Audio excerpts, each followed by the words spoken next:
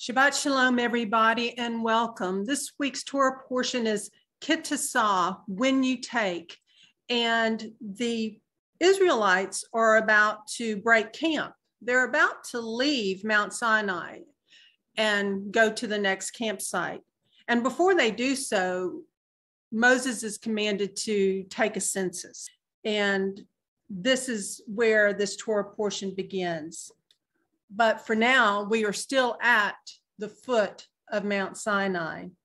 And everything changes after the sin of the golden calf. And it will remain that way until. And the word until is very, very important. Until.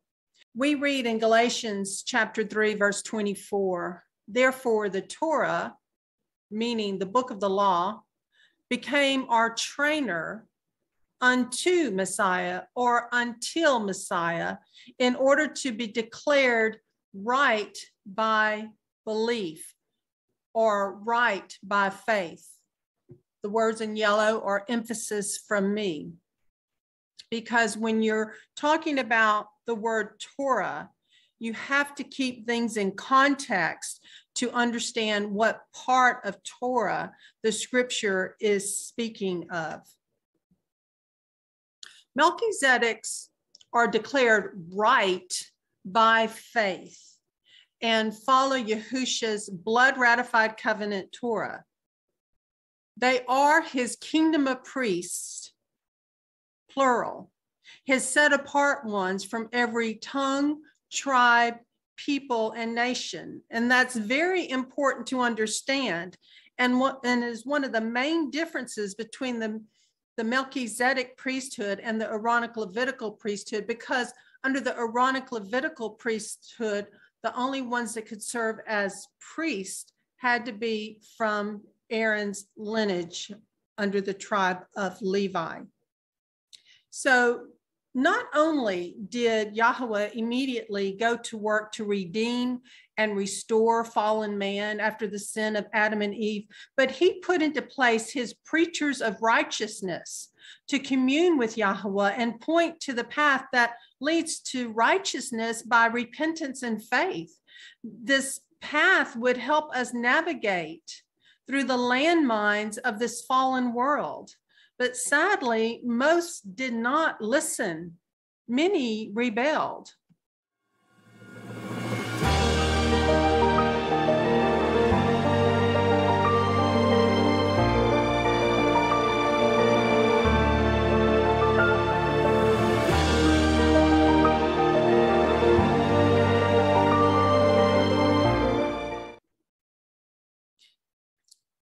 Last week, we discussed the Abraham Accords, and today we see that agreements are being made that plant a deceptive picture under the name of Abraham. We know that the Abraham Accords were initiated in September of 2020, and they are very much alive and progressing. The word accord connects our thinking to Acts chapter 2, verse 1, when true believers were gathered on the day of Pentecost and met in one accord. It's a very unique name. You don't hear the word accord very often. Likewise, the beast man rising desires one-mindedness, if you will, among his followers. The enemy counterfeits everything. So isn't it fitting that not only Abraham's name would be used, but the term accord would be used in their naming convention? For this reason, we should not think that the Abraham Accords is just another quote unquote peace agreement. No, this agreement requires a high degree of attention because it targets and attempts to diminish and or confuse the foundational covenant between Yahuah and his people, which holds the title of first mention. His word holds the title of first mention about the covenant with Abraham, the agreement with Abraham. Daniel 9:27, speaking about the Antichrist that will arise. And he shall confirm a covenant or an agreement with many for 1 week, and 1 week can be considered 7 years. And in the middle of the week, he shall put an end to slaughtering and meal offering. And on the wing of abomination, he shall lay waste, even until the complete end. And that which is decreed is poured out on the one who lays waste. And we know he will destroy incredibly. So I wanted to once again bring emphasis to this particular agreement among many, the Abraham Accords. We have to keep in mind that true Israel is made up of natural branches and branches grafted in. They all must come through the door of Yahusha HaMashiach by faith and be washed by the blood of the Lamb. By doing so, he has anointed us with his Ruach HaKodesh. That's his anointing oil. His anointing oil is blessing us by his Ruach HaKodesh. And by doing so, he has made us a kingdom of priests, plural, born from above, of every tongue, every tribe, every people and nation. It is Yahuah that will return his people to his land, and this has not happened yet. However, we are still to pray for worldly leaders that Yahuah's perfect will be done, showing respect to their office. The naming convention, I believe there was great thought given behind this naming convention of the Abraham Accords, deceivingly pulls from Yahuah's promise given to Abraham. The Abrahamic covenant is a foundational biblical truth and points to the oneness of Elohim. He is Echad. 2018 marked the 70th anniversary of the UN-sanctioned State of Israel in the Middle East. In 2025, it will mark the 77th year. Last week, we discovered that there were 2 oils described under the book of the law. There was to be a clear oil used to burn in the menorah, and there was to be anointing oil made to anoint the priest and furnishings of the tabernacle. Today, those that refuse to submit to Yahusha persevere in their own ways and their own man-made religions. They look for another Messiah, which will end up being the anti-Messiah. They refuse to give up their earthly authority in exchange for his royal priestly rule, because Yahusha HaMashiach is the Melchizedek high priest. Last week, we read half of this particular article. And this week, we're going to see what they mentioned about the anointing oil. This was first published November 8th, 2021, and it seems to have been republished February 11th, 2022. And it says the newly formed Sanhedrin, which took place in this century, is moving forward to prepare enough to anoint the Messiah from the house of David, who, when he returns, will rule over Israel in the Messianic era. But they never acknowledge his first coming. It goes on to say in the second highlighted area, it is expressly forbidden by the Bible to recreate the oil for any other purpose, punishable by kareth, the most severe punishment described in the Bible. The ingredients as described in Exodus 30, verse 23 through 25 follows. But in Exodus 30, verse 32 and 33, it says, "It shall not be poured on the flesh of a man, and make no other like it, according to its composition. It is set apart to you. Whoever compounds any like it, or whoever puts any of it on a stranger, this is very serious under the book of the law, shall be cut off from his people. And that is what they are preparing. They are preparing a compound to put on their Messiah. So last week, we also saw that all of the ingredients must be prepared in total purity. The Sanhedrin has already overseen the production of ritually pure olive oil suited for use in the temple menorah. So what they are trying to recreate is the tabernacle temple system. But that system served for a season, a long season at that, but it served for a season and a purpose until Yahusha HaMashiach could once again elevate the Melchizedek priesthood back to its reigning position. So this confusion is what you get when mixing priesthoods and not rightly dividing his word of truth. This is what happens when you read the front of the book or the back of the book, but not the whole book, not the whole word of Elohim. This leads to disobedience, either knowingly or unknowingly. This brings covenant confusion and dual covenant theology. Why? Because Hebrews 7 verse 12 clearly states, for the priesthood being changed of necessity, there takes place a change of law also. Again, it's even footnoted from Melchizedek to Aaron, and that was what was taking place after the sin of the golden calf. Genesis 14:18 through 20, and Melchizedek, sovereign of Salem, brought out bread and wine. That's the first mention of bread and wine.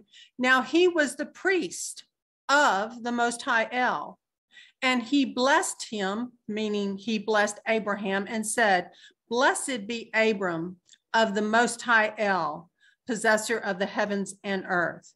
And blessed be the Most High El, who has delivered your enemies into your hand. And he gave him a tenth of all. That was after the battle of the kings, when he went to rescue Lot. The Melchizedek priestly order preceded Aaronic Levitical priesthood.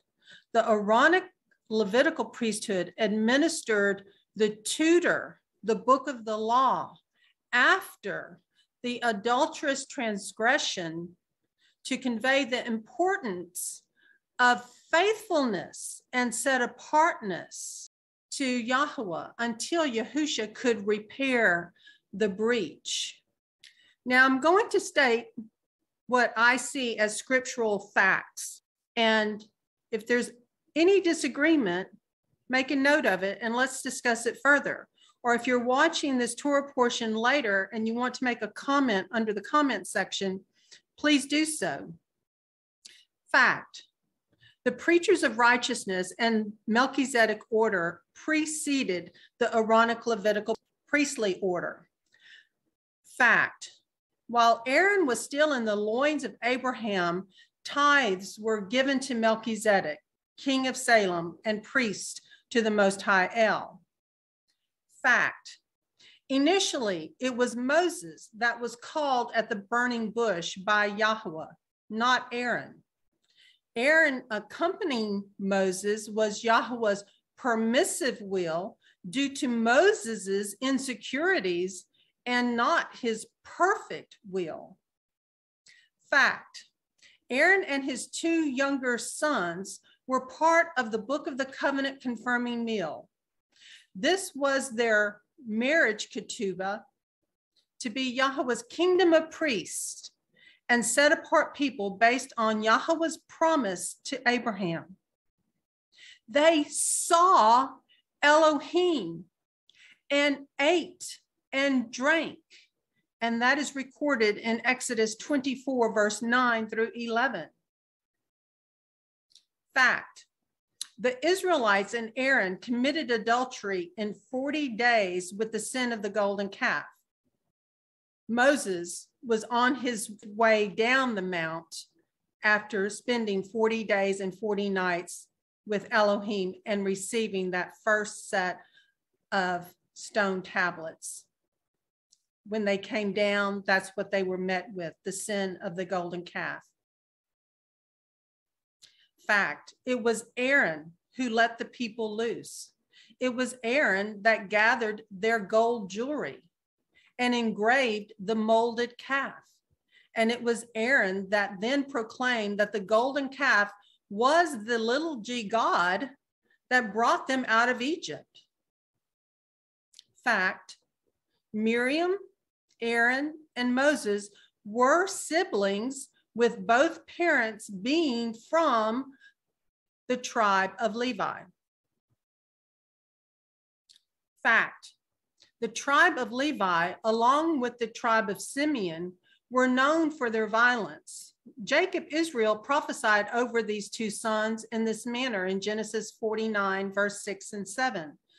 Let my being not enter their council. Let my esteem not be united to their assembly, because they killed a man in their displeasure, and they lamed an ox in pleasure. Cursed be their displeasure, for it is fierce, and their wrath, for it is cruel. I divide them in Jacob and scatter them in Israel. Fact, no sooner than Aaron and his sons were consecrated in Leviticus 9, do Nadab and Abihu, Aaron's eldest sons, bring strange fire before Yahuah in their censers and are consumed by the wrath of Yahuah. Fact, just 2 campsites after leaving the campsite at Mount Sinai, Aaron and Miriam rebel against Moses. Their leadership skills were lacking. We all go through a learning process. We all have our weaknesses. We all have our faults. And Yahuah deals with us one-on-one. We must remember it is a personal decision whether an individual desires righteousness by faith before Yahuah. It is faith with a humble and contrite heart before Yahuah that is well received. The Israelites were a mixture of obedience and disobedience. They had been brought out of Egypt, but much of Egypt was still in them.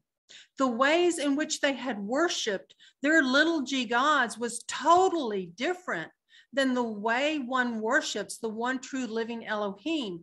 Lesson after lesson after lesson would continue on until Yahusha could once again restore the Melchizedek priestly order back to its reigning position, because it had only been denigrated for this season, while the Aaronic Levitical priesthood implemented the imposed book of the law, the tutor, the schoolmaster. So after all these lessons, they would continue until Yahusha could once again restore the Melchizedek priestly order back to its reigning position and restore grace under covenant Torah and no longer be under the curses that came along with the book of the law. Genesis 15:6, and he, Abraham, believed in Yahuah, and he reckoned it to him for righteousness. It was Abraham's faith. Romans 14:17, for the reign of Elohim is not eating and drinking, but righteousness and peace and joy in the set apart spirit. By faith. Revelation 19, verse 10b.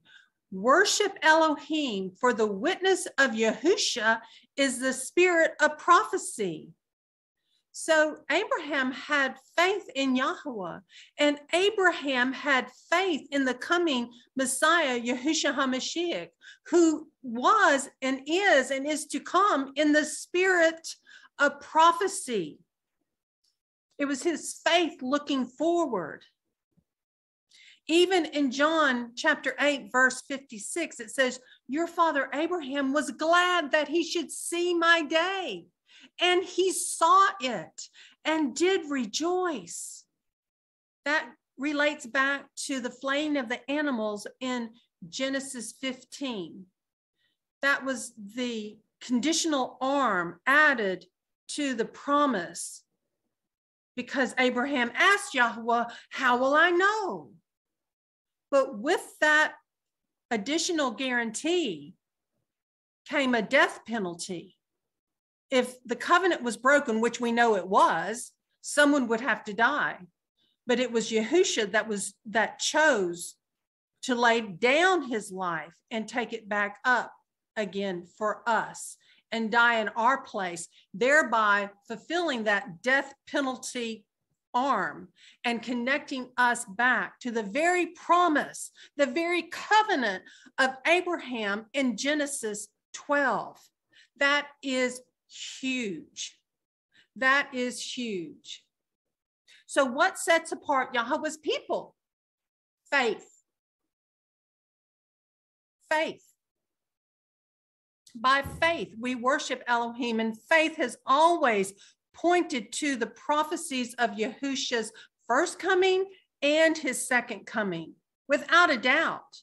He made sure to fulfill every jot and tittle of prophecy about him, and there are still more prophecies about Yahusha yet to be fulfilled. But there was no way that anyone could miss his first coming, because he fulfilled every jot and tittle of the prophecies prophesying of his first coming. Only through the door, Yahusha, can we ever be restored as his kingdom of priests and be washed and clothed in his righteousness from every tongue, every tribe, people, and nation. And I'm sorry, I say that a lot, and I will continue to do so, because that is extremely, extremely, extremely important. We are anointed by his oil. We are washed by his blood. His Ruach HaKodesh is his oil that anoints us into being his kingdom of priests. Hebrews 7:1 through 10.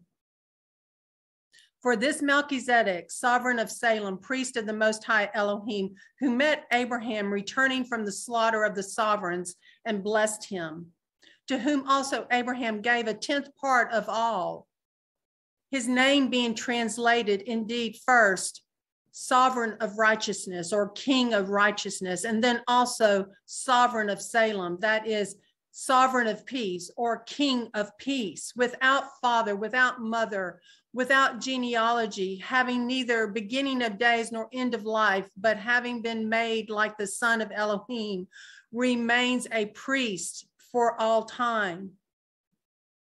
Under the Aaronic Levitical priesthood, you had to have proof of your mother and father lineage. Under the Melchizedek priesthood, that does not apply. Now see how great this one was, to whom even the ancestor Abraham gave a 10th of the choicest booty. And truly those who are of the sons of Levi, who receive the priesthood, have a command to receive tithes from the people according to the Torah, book of the law, that is, from their brothers, though they have come from the loins of Abraham. However, the one whose genealogy is not derived from them received tithes from Abraham and blessed the one who held the promises. And it is beyond all dispute that the lesser is blessed by the better. And here it is men who die that receive tithes. But there is someone of whom it is witnessed that he lives. And one might say that through Abraham, even Levi, who received tithes, gave tithes, for he was still in the loins of his father when Melchizedek met him. Exodus 2:1 through 4. And a man of the house of Levi went and married a daughter of Levi. And the woman conceived and bore a son, and she saw that he was a lovely child, and she hid him 3 months. And when she could hide him no longer, she took an ark of wicker for him and coated it with tar and pitch and put the child in it and laid it in the reeds by the edge of the river. And his sister, that's Miriam, his sister, and we're speaking of Moses here, and his sister stood at a distance to know what would be done to him. Skipping to Exodus 6, verse 20 through 23. And Amram took for himself Jochebed, his father's sister, as wife, and she bore him Aaron and Moses. And the years of the life of Amram were 137.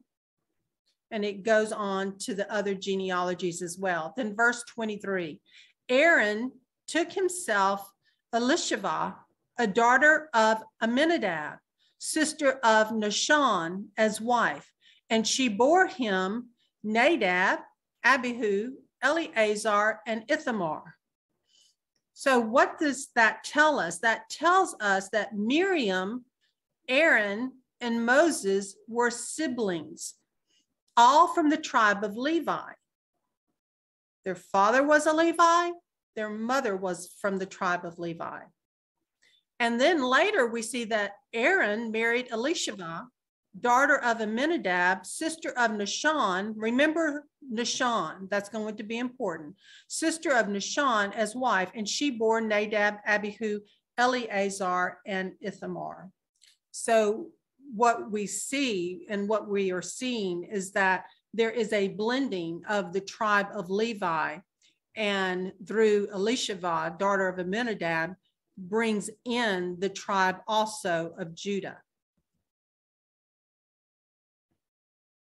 Exodus chapter 3, verse 10, and now come, I am sending you to Pharaoh to bring my people, the children of Israel, out of Egypt.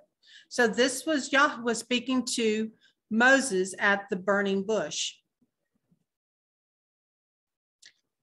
Exodus 4, verse 10. And Moses said to Yahuah, O Yahuah, I am not a man of words, neither before nor since you have spoken to your servant, for I am slow of speech and slow of tongue.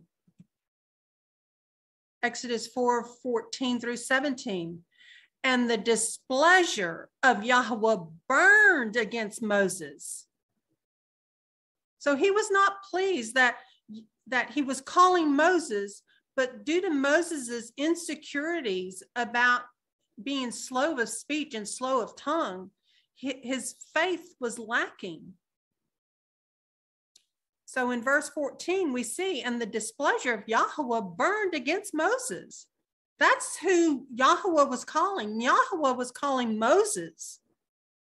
And Yahuah said, and he said, is not Aaron the Levite your brother? I know that he speaks well, and see, he is also coming out to meet you. And when he sees you, he shall be glad in his heart, and you shall speak to him and put the words in his mouth. And I am with your mouth and with his mouth, and I shall teach you what to do.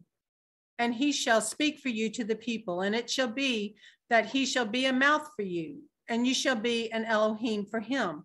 And take this rod in your hand, with which you shall do the signs. Yahuwah's perfect will is always better than his permissive will.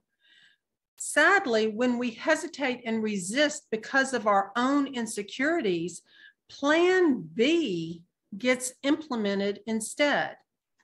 And that's why I reached back to this account in Exodus when Moses was called at the burning bush to clearly show that Aaron was not part of Yahuwah's initial call to Moses. Yahuah had called Moses specifically because Yah knew he was the best qualified.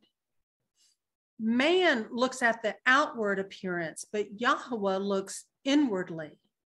We will understand Yahuwah's intense displeasure with Moses when we see the weaknesses exhibited in Aaron when they rise to the surface.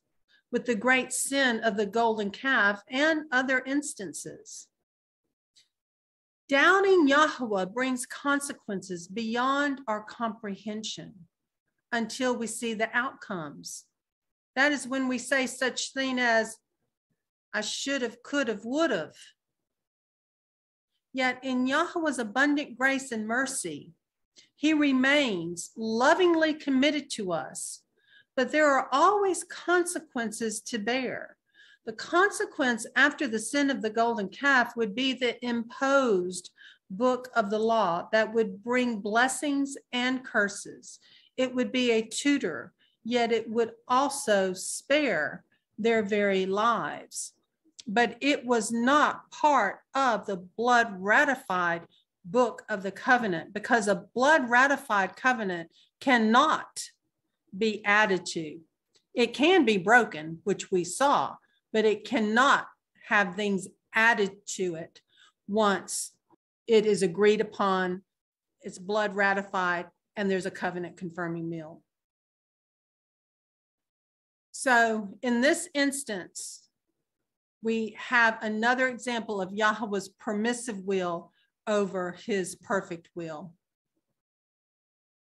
At the 13th campsite, we're going to see Miriam and Aaron oppose Moses. It doesn't take long after the 11th encampment, which was at Mount Sinai, for rebellion to once again arise in the camp. Sadly, once again, it comes from those closest to Moses through Sarah. And subsequently, her rebellion influences Aaron against their, you could call him, their baby brother, Moses. They were functioning in the flesh and not in the spirit. This takes place at the 13th campsite named Hazeroth. Its name gives warning to division and apostasy against Yahuah's given authority. The opposition to Yah's given authority is prideful rebellion, and we know rebellion is as the sin of witchcraft. Proverbs 16, verse 18, before destruction comes pride, and before a fall, a haughty spirit. In Numbers 12, we read of this account.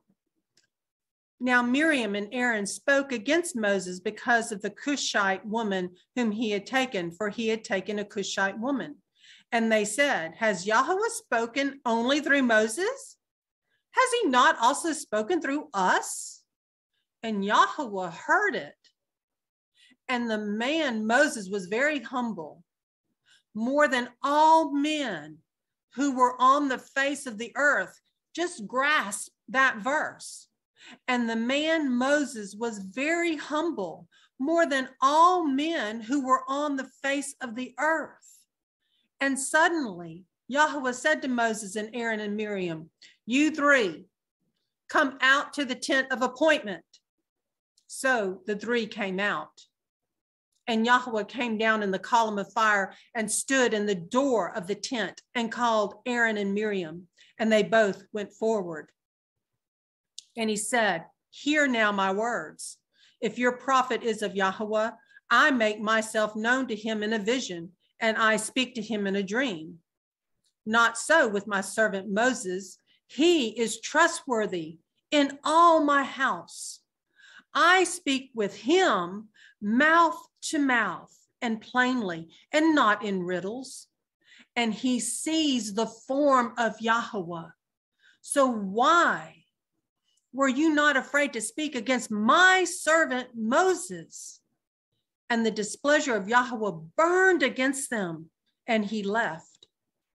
And the cloud turned away from above the tent.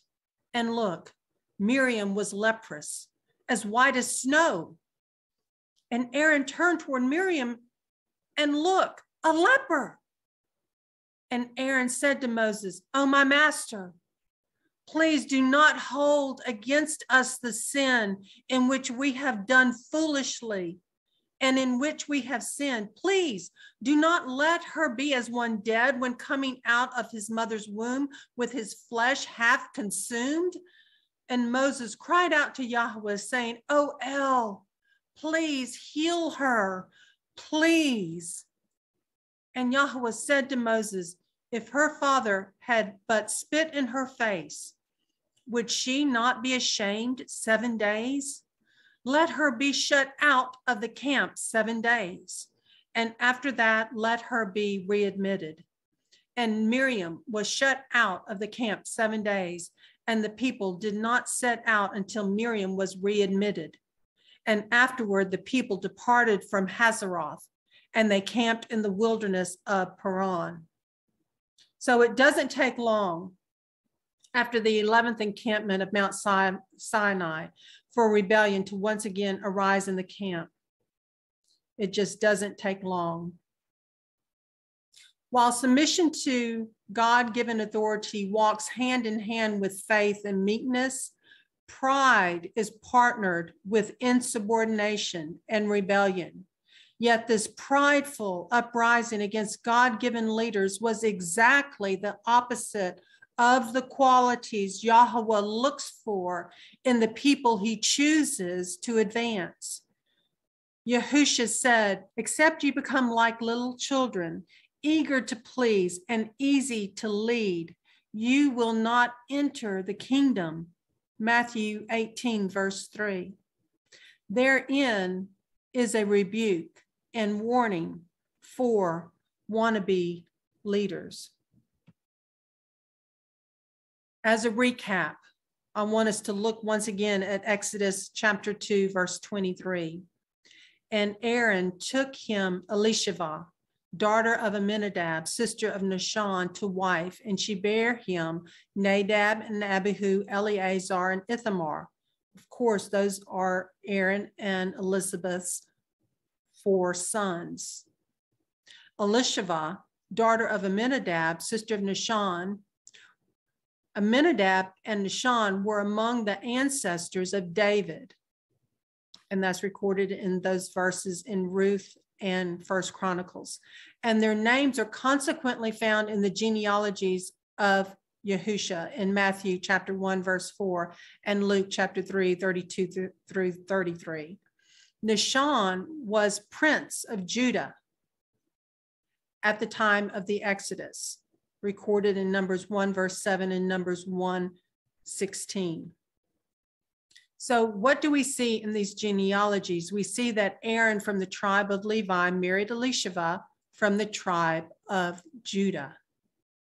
Moses, Aaron, Nadab, and Abihu were first part of the Melchizedek priesthood as they partook in the blood ratified book of the covenant confirming meal with Yahuah, recorded in Exodus 24, verse 9 through 11. So that's very important to understand that they were very much part of the Melchizedek priestly order. At that time, Yahuah was not only speaking to Moses, Yahuah was speaking to Aaron too. But everything changes after the transgression with the sin of the golden calf. The Melchizedek priestly order was distinctly different from the Aaronic priestly order. Under the Melchizedek priesthood, there's a kingdom of priests, plural, and it is inclusive. And you enter in by faith from every tongue, tribe, people, and nation. There's a direct connection to Yahuah. Under the Covenant Torah, we're under grace through faith. Neither male nor female, Greek or Jew, slave or free, under the Melchizedek priestly order. No need for mother-father lineage proof to Aaron. A royal priesthood connected to the Melchizedek, Yahushua HaMashiach. Yahusha's new covenant elevated the Melchizedek priestly order back to the reigning position All this time, while the Aaronic Levitical priestly order was implementing the book of the law in the reigning position, the Melchizedek order was running parallel in a denigrated position. So let's read Exodus 24, 9 through 11 and grasp this huge contrast between the Melchizedek priestly order and what we see under the book of the law, under the Aaronic priestly order. Exodus 24, 9 through 11. And Moses went up, also Aaron, Nadab, and Abihu. Those were Aaron's two eldest sons, and 70 of the elders of Israel. And they saw the Elohim of Israel, and under his feet, like a paved work of sapphire stone, and like the heavens for brightness. Yet he, Yahuah, did not stretch out his hand against the chiefs of the children of Israel. And they saw Elohim, and they ate and drank. That was the covenant confirming meal of the book of the covenant, their marriage ketubah to Yahuah. So Yahuah had used Moses, Aaron, and Miriam in mighty ways to lead the Israelites to Mount Sinai, where they received the Melchizedek book of the covenant proposal that Yahuah had promised to Abraham would happen. This was their marriage ketubah to the Most High Elohim. This was Yahuah's perfect will, but the people lacked wisdom and faith. They resorted to paganism. Sadly, Aaron played a huge role, having been left in charge with her. Instead of controlling and leading the people, Aaron let them loose. Only Moses and Joshua were excluded, having been up on the mount. Moses and Joshua were the only two Melchizedeks left. This almost caused the annihilation of all the Israelites, but with Moses's intercession, they were spared less the 3,000 that die. So their marriage covenant was broken. They would now be under the added and imposed book of the law that would serve as a tutor and schoolmaster then and now. We still are gleaning much information from the book of the law. And this would stay in place until Yahusha, the Melchizedek, could restore the priestly order back to its reigning position. Hebrews 7, 11, and 12. Truly then, if perfection were through the Levitical priesthood, for under it the people were given the Torah, the book of the law, context, remember, why was there still need for another priest to arise according to the order of Melchizedek and not be called according to the order of Aaron? For the priesthood being changed of necessity, there takes place a change of law also. And this is so important when you're studying his word, to determine what priestly order is reigning, because that will determine what law they are under. And we know Yahusha was born under the book of the law.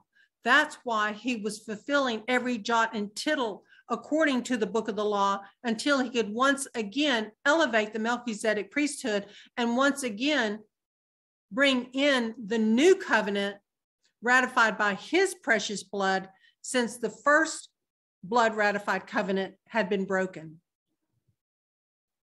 That was the only way he could take us back as his wife, Israel, born from above, his firstborn. So clearly two different priesthoods, clearly two transferences between Melchizedek and Aaronic priestly orders. We're studying about the first transference in our Torah portion, because Moses, under the order of Melchizedek, served to ordain Aaron and his sons. Someone had to do it. He was the only one qualified to do it. and he followed Yahuah's instructions. So Moses, under the order of Melchizedek, served to ordain Aaron and his sons before Yahuah would once again even speak to Aaron. He was no longer speaking to Aaron. That was a big deal. He spoke to Aaron before under Melchizedek priestly order, did he not? But after the sin of the golden calf, no. Aaron couldn't appear before him, not until Moses, the Melchizedek, ordained Aaron and his sons according to how Yahuah told him to do so under the book of the law. After that, then Yahuah would once again speak to Aaron, but not before. Secondly, we see the second transference between Melchizedek and the Aaronic priestly orders when John the Immerser, who was the true high priest, functioning out in the wilderness. And isn't that where we're functioning? Because there's so much corruption in the man-made religions that his true priests are functioning out in the wilderness, now under the Melchizedek priestly order. But at the time, John the Immerser was the best qualified one to be the Levitical high priest. But he had to function out in the wilderness because the temple system was corrupt, and they assigned someone lesser than John to that position. But because of John the Immerser's faithfulness, he mikvahed Yahusha, which was transferring the priestly order back to the Melchizedek priesthood. And once again, elevating the Melchizedek priestly order back to its reigning position. It had to be done that way because that's how it was stated under the book of the law. That's why Yahusha looked at John the Immerser and said, permit it to be so, to fulfill all righteousness. The set-apart priest had to be the one to ordain the incoming priestly order. These two transferences were not just a change within a priestly line, but a transference between two different priesthoods, because we know there were several transferences within the Aaronic Levitical priesthood, do we not? Because there was Eleazar, there was Ithamar, there was the time of Eli, there was a time of Zadok priesthood. There were several transferences within the Aaronic Levitical priesthood, but this I'm speaking of were the transferences between two different priesthoods. Jeremiah 7, verse 22 through 26, for I did not speak to your fathers or command them in the day that I brought them out of the land of Egypt about matters of ascending offerings and slaughterings. But this word I did command them, saying, obey my voice, and I shall be your Elohim, and you be my people. That was his proposal. And walk in all the ways that I have commanded you, so that it will be well with you. But they did not obey or incline their ear, but walked in the counsels, in the stubbornness of their evil heart, and went backward and not forward from the day that your fathers came out of the land of Egypt until this day. I have even sent to you all my servants, the prophets, daily rising up early and sending them. But they did not obey me or incline their ear, but stiffened their neck. They did evil more than their fathers. So right there in Jeremiah chapter 7, verse 23 are several cross-reference scriptures. And I hope on your own time you will go and look those scriptures up, because that verse connects all the way back to the proposal of Exodus 19:5. and so much more can be gleaned through those cross-referenced scriptures. So clearly the Aaronic Levitical priesthood was Yahuah's plan B, his permissive will, not his perfect will, his permissive will to spare their lives, because he was ready to wipe them out, was he not? He was ready to start over with Moses, was he not? Until Moses interceded. Now, they were highly valued. It was going to be a very tough, sad road to travel. They were imperfect. And they were to serve until Yahusha would restore the Melchizedek priesthood back to its reigning position. Galatians 3. Brothers, as a man I say it, a covenant, even though it is man's, yet if it is confirmed, no one sets it aside or adds to it. There is no way that the book of the law could have been added to the covenant that was confirmed. No way. There's your answer right there. But the promises were spoken to Abraham and to his seed. He does not say, and to seeds as of many, but as of one, and to your seed, who is Messiah. Now this I say, Torah that came 430 years later does not annul a covenant previously confirmed by Elohim in Messiah, so as to do away with the promise. For if the inheritance is by Torah, the book of the law, it is no longer by promise, but Elohim gave it to Abraham through a promise. Why then the Torah? Why then the book of the law? It was added because of transgressions, referring to the sin of the golden calf, until the seed should come to whom the promise was made. And it was ordained through messengers in the hand of a mediator. The mediator, however, is not of one, but Elohim is one. Is the Torah then against the promises of Elohim? Let it not be. For if a Torah had been given that was able to make alive, truly righteousness would have been by Torah, the book of the law. But the scripture has shut up all mankind under sin, that the promise by faith in Yahusha HaMashiach might be given to those who believe. But before faith came, we were being guarded under Torah, the book of the law, having been shut up for the faith being about to be revealed. Therefore, the Torah, the book of the law, became our trainer unto Messiah in order to be declared right by belief, or to be declared right by faith.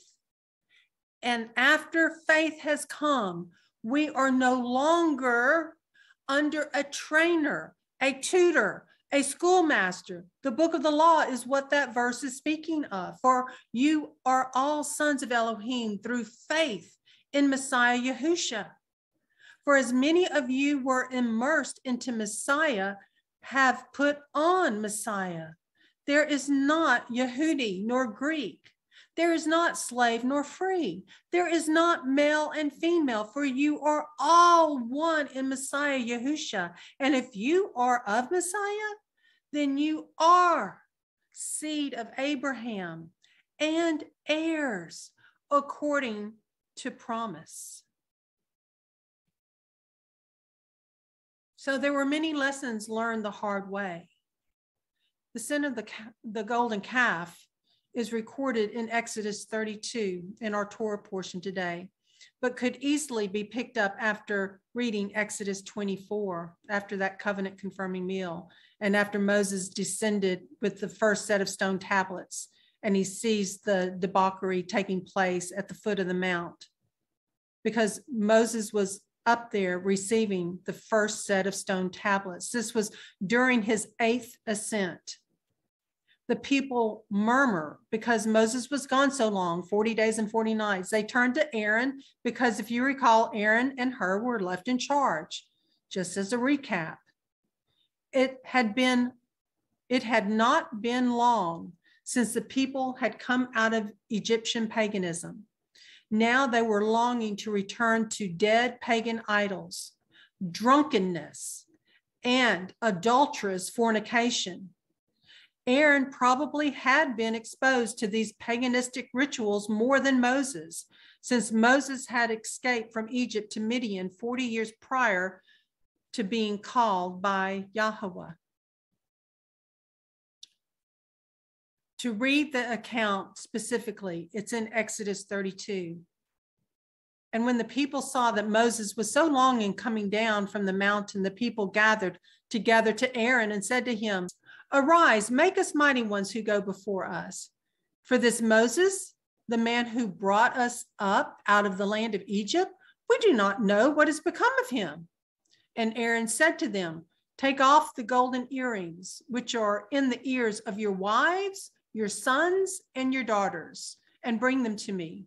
And all the people took off the golden earrings, which were in their ears, and brought them to Aaron. And he took this from their hand, and he formed it with an engraving tool and made a molded calf. And they said, "This is your mighty one, O Israel, that brought you out of the land of Egypt." And Aaron saw and built a slaughter place before it. And Aaron called out and said, "Tomorrow is a festival to Yahuah." So looking at Aaron's prompt response to the people, it appears that Aaron may have been quite accustomed to forming idols by the melting of metals and use of engraving tools.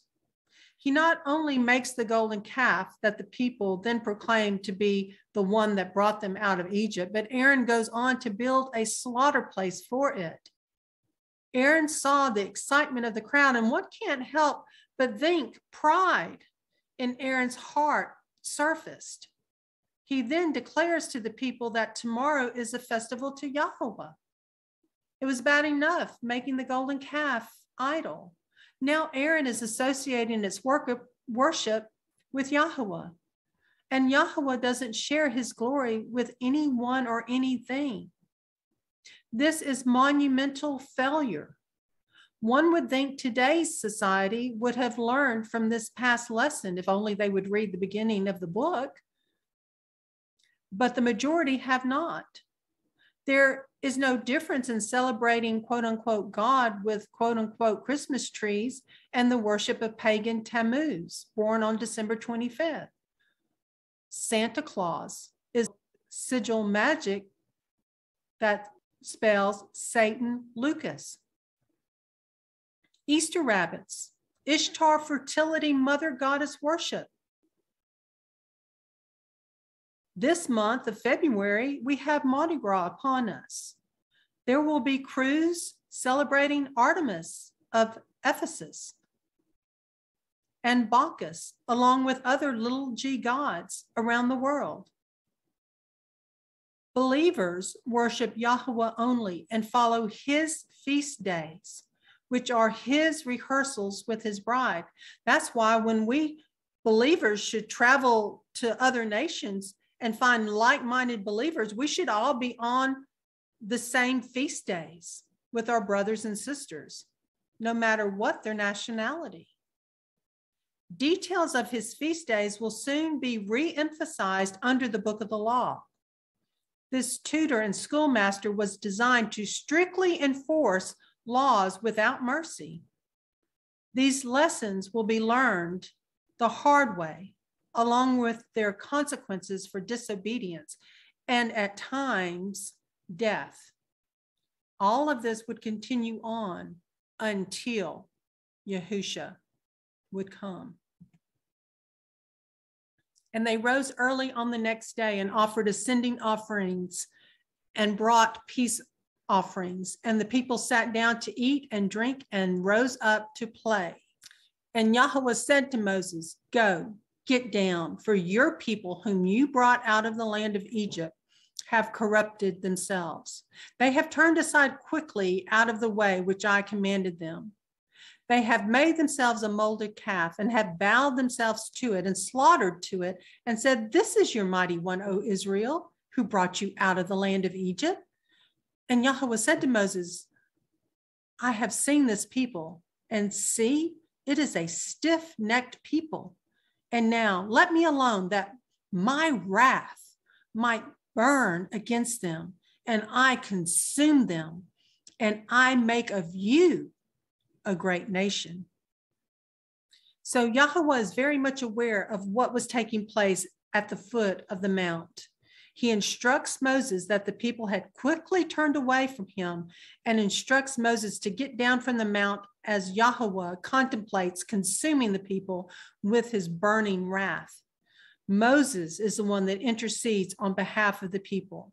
Moses asks that he remember the covenant to Abraham, Isaac, and Jacob.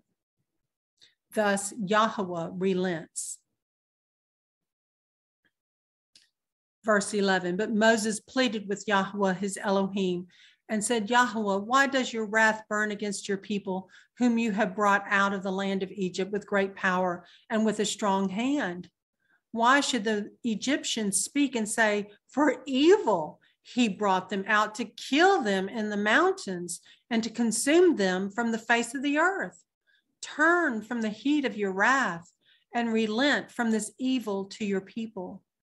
Remember Abraham, Isaac, and Jacob, Israel, your servants, to whom you swore by yourself and said to them, I increase your seed like the stars of the heavens, and all this land that I have spoken of, I give to your seed, and they shall inherit it forever. Again, as stated to Abraham in Genesis 15:5-6. And he brought him outside and said, look now toward the heavens and count the stars if you are able to count them. And he said to him, so are your seed.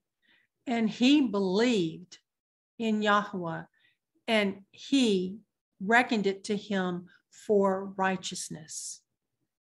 It is by faith. Faith cannot be emphasized enough, because faith brings a desire of obedience, a desire to please, a desire to praise and worship Elohim. By faith, we are reckoned unto righteousness as his kingdom of priests. He desires obedience over sacrifices, which is recorded in 1 Samuel 15:22. Ephesians chapter 2, verse 17-22. And having come, he brought as good news peace to you who were far off, and peace to those near, because through him we both have access to the Father by one Spirit. So then you are no longer strangers and foreigners, but fellow citizens of the set apart ones and members of the household of Elohim, having been built upon the foundation of the emissaries and prophets, Yahusha HaMashiach himself being chief cornerstone, in whom all the building, being joined together, grows into a set-apart dwelling place in Yahuah, in whom you also are being built together into a dwelling of Elohim in the Spirit. And so we see the purpose of the tabernacle and temple system was to point to the one new man. In him, he is the head, we are the body. We are saved by grace through faith. Some say this priestly order is only in heaven. Now, Yahuah Yahusha is glorified in his heavenly throne room by the souls of the redeemed from every tongue, tribe, people, and nation in Revelation chapter 5. But throughout the centuries, there has always been a remnant of faithful Israelites on earth, those born from above. On earth, we actively participate in our role as his kingdom of priests. We make spiritual offerings. We perform intercessory prayers for others. We praise and worship him. We are his royal kingly ambassadors, his representatives on earth. In Exodus 32:14-18, we read, and Yahuah relented from the evil which he said he would do to his people. And Moses turned and went down from the mountain, and in his hand were the 2 tablets of the witness, tablets written on both their sides, written on the one and on the other. And the tablets were the work of Elohim, and the writing was a writing of Elohim engraved on the tablets. And Joshua heard the noise of the people as they shouted, and he said to Moses, a noise of battle in the camp. But he said, it is not the sound of those who shout of might, nor is it the sound of those who cry out in weakness, but the sound of singing that I hear. 19-25 in Exodus 32. And it came to be, as soon as he came near the camp, that he saw the calf and the dancing. And Moses' displeasure burned, and he threw the tablets out of his hands and broke them at the foot of the mountain. And he took the calf, which they had made, and burned it in the fire, and ground it into powder, and scattered it on the face of the water, and made the children of Israel drink it. And Moses said to Aaron, what did this people do to you that you have brought so great a sin upon them? And Aaron said, do not let the displeasure of my master burn. You know the people, that it is an evil. And they said to me, make us mighty ones who go before us. For this Moses, the man who brought us out of the land of Egypt, we do not know what has become of him. And I said to them, whoever has gold, let them take it off. And they gave it to me. And I threw it in the fire, and this calf came out. And Moses saw that the people were let loose, for Aaron had let them loose, to their shame among their enemies. So Moses descends the mount with the first set of tablets. He picks up Joshua on the way down, who had gone up with him. They find the people worshiping the golden calf. Moses rebukes the people, throws down and breaks the first set of stone tablets, symbolizing the book of the covenant being broken, burns and grinds a golden calf, strews it on the water, and makes the people drink. This was the test under the book of the law that is later recorded in Numbers 5 to determine adultery. Their belly would swell and their thigh would rot. That's how they would be identified. Verse 26-29 of Exodus 32, and Moses stood in the entrance of the camp, and he said, who is for Yahuah? Come to me. And all the sons of Levi gathered themselves to him. And he said to them, thus said Yahuah, Elohim of Israel, each one put his sword on his side, pass over to and fro from gate to gate in the camp, and each one kill his brother, and each one his friend, and each one his relative. And the sons of Levi did according to the word of Moses. And about 3,000 men of the people fell that day. And Moses said, you are ordained for Yahuah today, since each one has been against his son and his brother, so as to bring upon you a blessing today. So Moses rebukes Aaron. Moses asks, who is for Yahuah? The tribe of Levi steps forth. Moses tells the tribe of Levi to sword up and go through the crowd, and 3,000 died that day. And Moses states the tribe of Levi are ordained this day. And what a way to be ordained. This was a chaotic nightmare, a serpentine, slithering mess of chaos that was dealt with swiftly. It caused much pain, sorrow, and bloodshed of 3,000 to restore redemptive order. This was only the beginning, because living under the book of the law would remain until Yahusha could make atonement once and for all. Satan creates chaos and Yahuah establishes redemptive order. We read about that in Acts chapter 2, verse 38-41. And Peter said to them, repent and let each one of you be immersed in the name of Yahusha HaMashiach for the forgiveness of sins, and you shall receive the gift of the set-apart Spirit. For the promise is to you and to your children and to all who are far off, as many as Yahuah our Elohim shall call. And with many other words, he earnestly witnessed and urged them, saying, be saved from this crooked generation. Then those indeed who gladly received his word were immersed. And on that day, about 3,000 beings were added to them, or 3,000 souls were added to them. So this is the mirror of the 3,000 that died in Exodus. Now in Acts 2, 3,000 are saved. Exodus 40, verse 17. And it came to be in the first new month of the second year, on the first day of the new month, that the dwelling place was raised up. So the first day, first month, second year, they raised the dwelling place.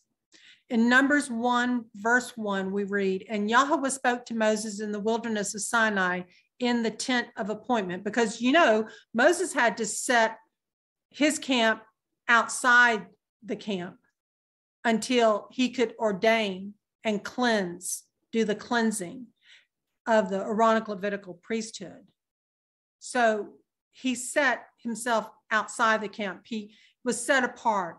Joshua was with him. We too, again, are set apart outside of the traditional man-made religions. Numbers 1:1, and Yahuah spoke to Moses in the wilderness of Sinai in the tent of appointment on the first day to the second new month in the second year after they had come out of the land of Egypt, saying, take a census. So now it's the second month of the second year. In the first month, the dwelling place was raised. In the second month, he's telling Moses to take a census on the first day of the second month of the second year. Take a census of all the congregation of the children of Israel by their clans, by their fathers' houses, according to the number of names, every male head by head, from 20 years old and above, everyone going out to the army in Israel. Number them by divisions, you and Aaron. Because they were about to break camp. They were about to go into the lands and start to conquer these lands. And so in Exodus 30, verses 11 through 14, is when Yahuah tells Moses to take the census and how to take the census. But we see in Numbers 1 through 3 is when they actually take the census. So in regards to taking a census, the video teaching reviewed 3 reasons why nations take a census. One was to determine military strength and numbers. 2, for economical reasons, for taxation and so forth. And 3, demographically, to determine growth. That's just a general reason why censuses are taken. They vary somewhat with Yahuah, because as believers, being part of his holy nation, we rely totally on him alone. Yahuah is militarily all-powerful. He owns everything, and he knew each being, each soul, before they were born. Once we are born anew, we move from not only existing in the physical realm, but spiritual realm. We are connected with that spiritual realm. In Revelation 7, we see a census that is taken when 144,000 are sealed. Yahuah keeps meticulous records of those born from above. Psalm 87, verse 5 and 6. And of Zion, it is said, each one was born in her, for the Most High himself does establish her. Yahuah does write in the register of the peoples. This one was born there. Salah. Let me read verse 6 again of Psalm 87. Yahuah does right in the register of the peoples. This one was born there. Selah. So in Numbers chapter 10, verse 11 through 14, we see Israel leave Sinai. And it came to be on the 20th day of the second new month in the second year. Okay, so they took the census on the first day of the second month in the second year. And now on the 20th day, they're moving out. And it came to be on the 20th day of the second new month in the second year that the cloud was taken up from above the dwelling place of the witness. That's when they would know when to move and when not to move. When the cloud moved, they moved. When it didn't move, they didn't move. And the children of Israel departed, setting out from the wilderness of Sinai, and the cloud dwelt on it in the wilderness of Paran. Thus they departed the first time according to the mouth of Yahuah by the hand of Moses. And the banner of the camp of the children of Judah departed first according to their divisions. And over their army was Nahshon, son of Amminadab. And he, of course, was prince of the tribe of Judah. He was over that particular tribe army, and they were the first to head out. Keep in mind that their departure from Mount Sinai was just the beginning of a long journey throughout the centuries until we see the light at the end of the tunnel, if you will, described in Luke chapter 1. We see Zechariah is chosen to burn the incense.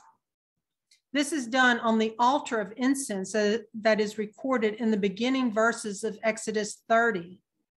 This is a similar scene we will soon read about taking place in the heavenlies in Revelation 8. It is all woven together beautifully to paint us a big picture of what is transpiring.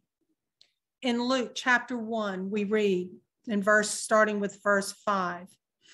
There was in the days of Herod, the sovereign of Judah, a certain priest named Zechariah of the division of Abijah, and his wife was of the daughters of Aaron, and her name was Elisheba. And they were both righteous before Elohim, blamelessly walking in all the commands and righteousnesses of Yahuah. And they had no child, because Elisheba was barren, and both were advanced in years. And it came to be that while he was serving as priest before Elohim in the order of his division, according to the institute of the priesthood, he was chosen by lot to burn incense when he went into the dwelling place of Yahuah. And the entire crowd of people was praying outside at the hour of incense. And a messenger of Yahuah appeared to him standing on the right side of the slaughter place of incense. And when Zechariah saw him, he was troubled, and fear fell upon him.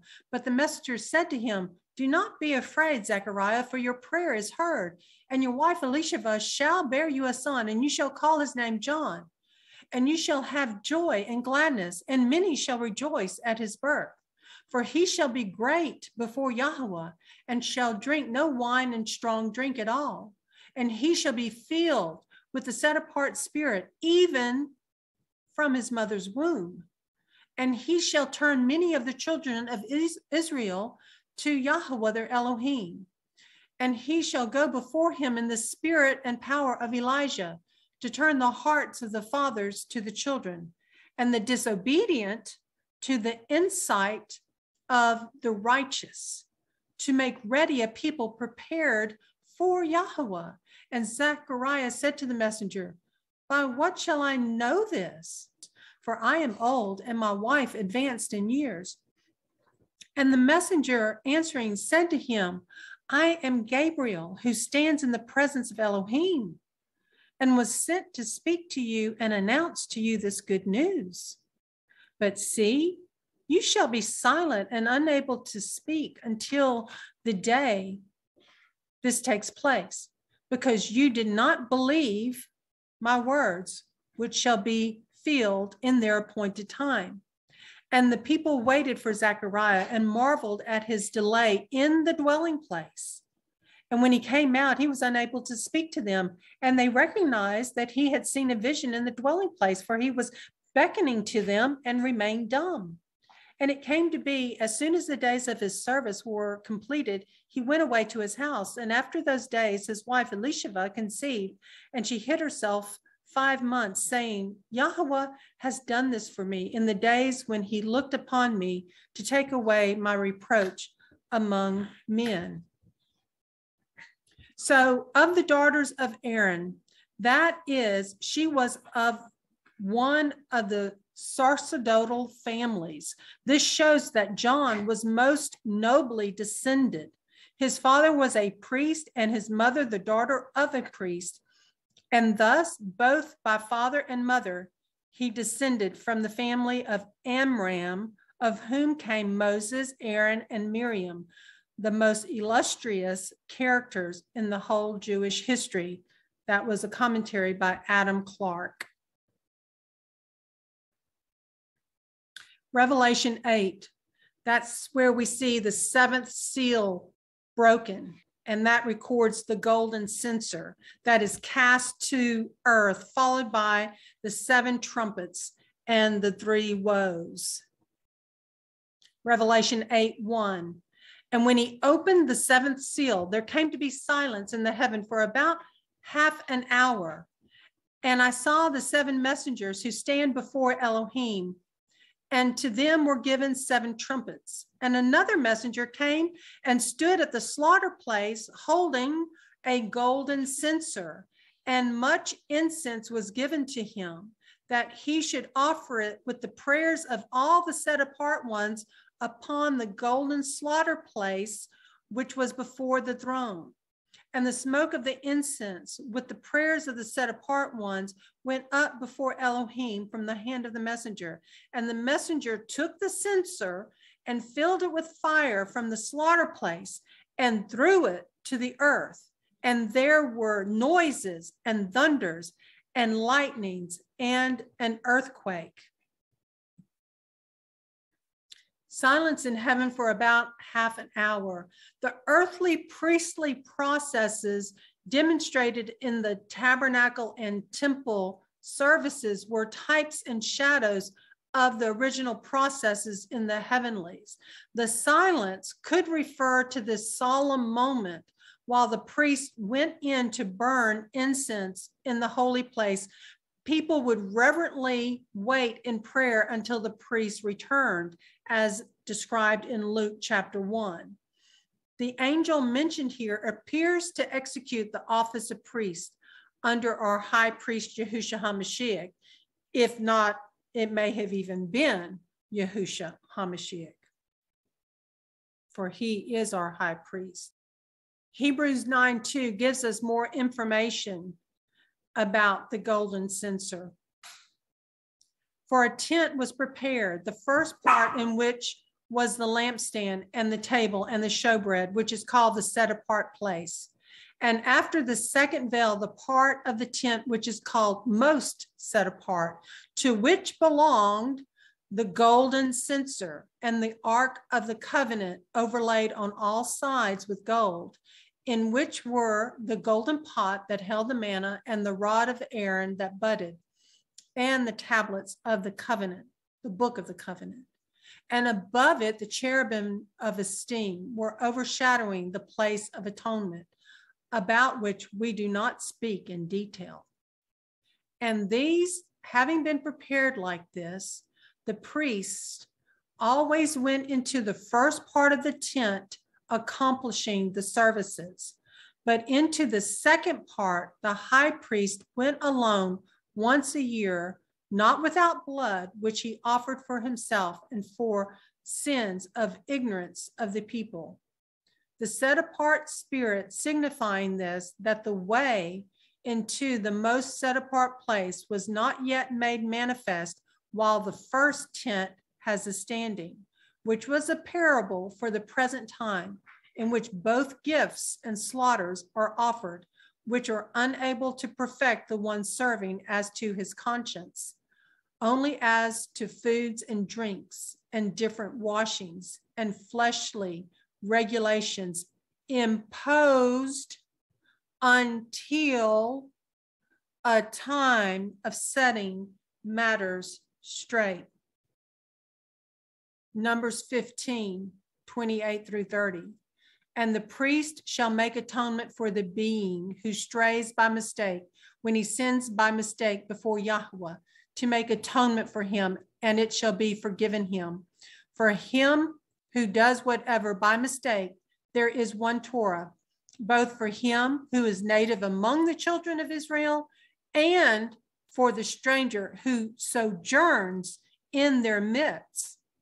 But the being who does whatever defiantly, whether he is native or a stranger, he reviles Yahuah, and that being shall be cut off from among his people.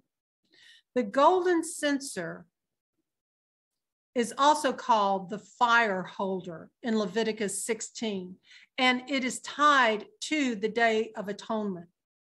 Leviticus 16:12, it says, and shall take a fire holder filled with burning coals of fire from the slaughter place before Yahuah with his hands, filled with sweet incense, beaten fine, and shall bring it inside the veil. And he shall put the incense on the fire before Yahuah, and the cloud of incense shall cover the lid of atonement, which is on the witness, lest he die. And he shall take some of the blood of the bull and sprinkle it with his finger on the lid of atonement on the east side. Also in front of the lid of atonement, he sprinkles some of the blood with his finger 7 times. And in Numbers 16:46, so Moses said to Aaron, take the fire holder and put fire in it from the slaughter place and lay incense on, and go, hurry to the congregation and make atonement for them. For wrath has gone out from Yahuah, the plague has begun. We'll share more about that instance shortly. The throwing down of the golden censer equates to the beginning of the Great Tribulation from Revelation chapter 8. The Great Tribulation will last 42 months. Therefore, those that have heeded Yahusha's call to come out of her, my people, in the first 42 months will, in my understanding, be spared from the hour of trial. We have foolish virgins and we have wise virgins. There were 5 assemblies that Yahusha wrote to that needed some work. Revelation 3:3 says, remember then how you have received and heard, and watch and repent. If then you do not wake up, I shall come upon you as a thief, and you shall not know at all what hour I come upon you. And that was written to the assembly of Sardis. And there were 2 assemblies with no condemnation. They were wise virgins. Revelation 3:10, because you have guarded my word of endurance, I also shall guard you from the hour of trial, which shall come upon all the world to try those who dwell on the earth. That was written to the assembly of Philadelphia. So the wise virgins, they could very well be part of the 2 witnesses, could be relating to the assembly of Smyrna and Philadelphia, the 2 lampstands without condemnation, led by the 2 prophets, could be by the spirit of Moses or Elijah, or 2 other prophets designated. Could be Daniel, could be John the Revelator. Philadelphia will be guarded from the hour of trial. Smyrna will have a direct confrontation with Satan and be thrown into prison for 10 days. We read about that connection in Revelation chapter 2, verse 10 and Revelation 12, verse 17. Do not be afraid of what you are about to suffer. See, the devil is about to throw some of you in prison in order to try you, and you shall have pressure 10 days. Be trustworthy until death, and I shall give you the crown of life. Revelation 12:17. And the dragon was enraged with the woman, and he went to fight with the remnant of her seed, those guarding the commands of Elohim and possessing the witness of Yahusha HaMashiach. So you see that those direct confrontations with Satan very well could be both connected to Smyrna. The very name of Smyrna contains myrrh, that would be used at the time of death. And also we have the 144,000 that witnessed to the foolish virgins in the hour of trial. And I believe that is probably more than 144,000. It may represent many more than that. So John saw another angel having a golden censer, who came and stood at the altar. He was given much incense that he should offer it with the prayers of all the saints. Then the angel took the censer, filled it with fire from the altar, and threw it to the earth. Revelation 8, verse 3 through 5. The context of this verse is right after the sealing of the 144,000 and just before the beginning of the 7 trumpets. John had already seen 4 angels holding back the 4 winds of the earth. Revelation chapter 7, verse 1. The 4 winds represent the destruction and chaos that Satan is allowed to bring about during the time of trouble. And he is not permitted to do this until the 144,000 have been sealed on their foreheads. The golden censer is another symbol of this protection. In the Old Testament sanctuary service, the high priest on the Day of Atonement took a censer with incense with him into the most holy place. It gave off a cloud of smoke, veiling him from the direct glory of Elohim, lest he die. The censer was thus an instrument of intermediary protection. The censer as a symbol of protection is also seen in the story of the rebellion of Korah, Dathan, and Abiram during the wilderness wanderings. They had challenged Moses' authority, gained many followers, and as a result, a deadly plague broke out in the camp. So Moses said to Aaron, "Take a censer and put fire in it from the altar, put incense on it, and take it quickly to the congregation and make atonement for them, for wrath has gone out from Yahuah. The plague has begun." Then Aaron took it as Moses commanded and ran into the midst of the assembly. So he put in the incense and made atonement for the people, and he stood between the dead and the living. So the plague was stopped. Numbers chapter 16, verse 44 through 48. And 14,700 died from that plague, from that instance of rebellion. And then we see the until that would come, until Yahusha would come. And it came to be in those days that a decree went out from Caesar Augustus for all the world to be registered. Here we have another connection to a census being taken, but it was more from the secular approach. This took place as a first registration or census while Cyrenius was governing Syria. And all were going to be registered, each one to his own city. And Joseph also went up from Galilee out of the city of Nazareth to Judah, to the city of David, which is called Bethlehem, because he was of the house and lineage of David, to be registered with Miriam, who was engaged to him, being pregnant. And it came to be that while they were there, the days were filled for her to give birth. And she gave birth to her firstborn son and wrapped him up and laid him in a feeding trough because there was no room for them in a lodging place. When Zacharias' services end, it was in the 4th month. And soon after that, in the 5th month, Elizabeth conceives. And over to the right, you have the meaning of the various names. Mary conceives in the 10th month, and her 9 months comes to Tishri. Yahusha became flesh and tabernacled. So we serve Yahuah today, and that's recorded in 2 Corinthians 5:18. And all matters are from Elohim, who has restored us to favor with himself through Yahushua HaMashiach, and has given us the service of restoration to favor. That is, that Elohim was in Messiah, restoring the world to favor unto himself. Just again, as our praise song glorified his name. not reckoning their trespasses to them, and has committed to us the word of restoration to favor. Therefore, we are envoys or ambassadors on behalf of Messiah. As though Elohim were pleading through us, we beg on behalf of Messiah, be restored to favor with Elohim. For he made him who knew no sin to be sin for us, so that in him we might become the righteousness of Elohim.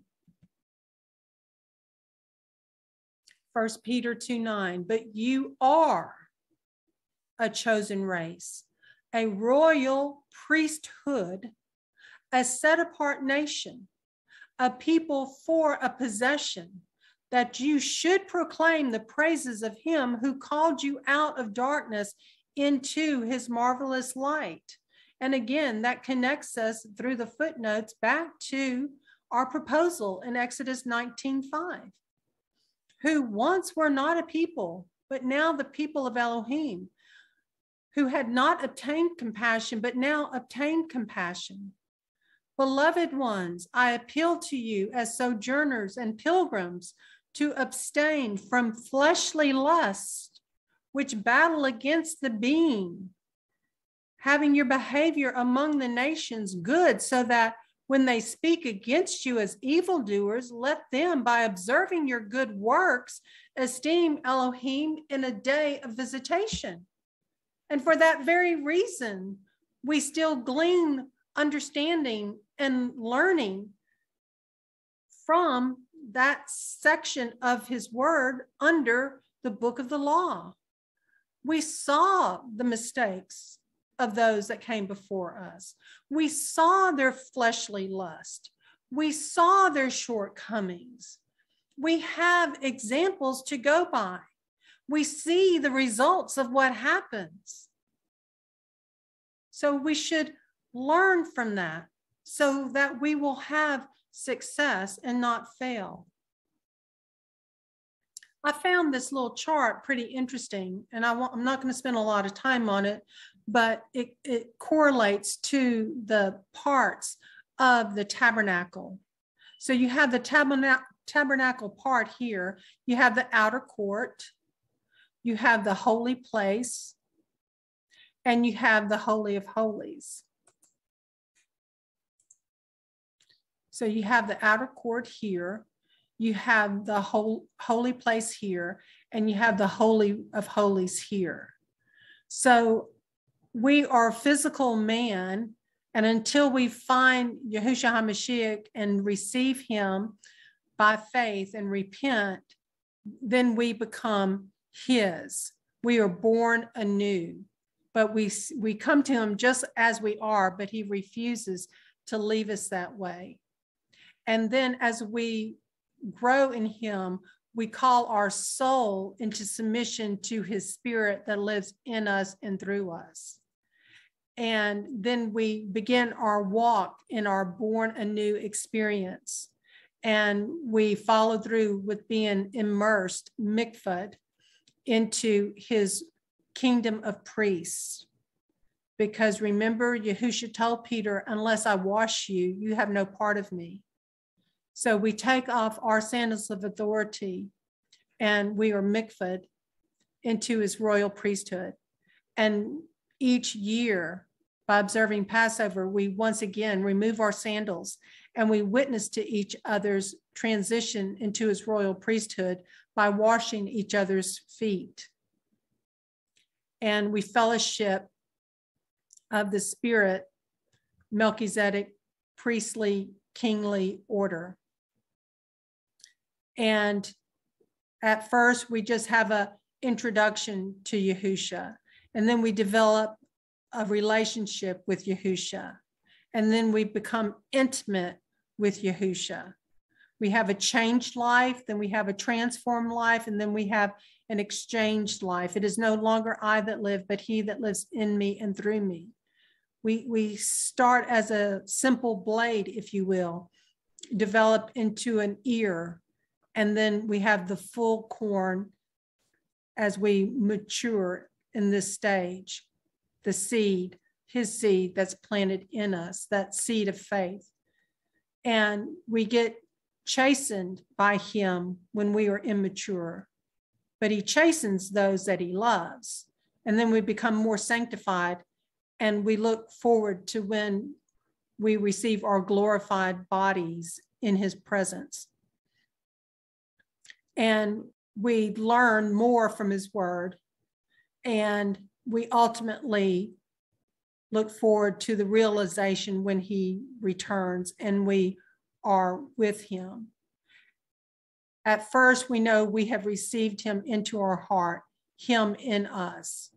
And then we understand more about the one new man. We are of one spirit with him. And then we understand that not only is he in us, but we are in him. So this was a chart that I found pretty interesting, just showing the growth of how our faith builds each day as we worship him and stay in his word. So the emphasis today was on the word until. It was also on the word faith. And the word until is very important to remember, because after the sin of the golden calf, the Aaronic Levitical priesthood would remain in place until Yahusha, the Melchizedek, could once again restore it to its elevated position. Galatians 3:24, therefore the Torah, the book of the law, became our trainer unto Messiah in order to be declared right by faith. Selah and Shabbat Shalom.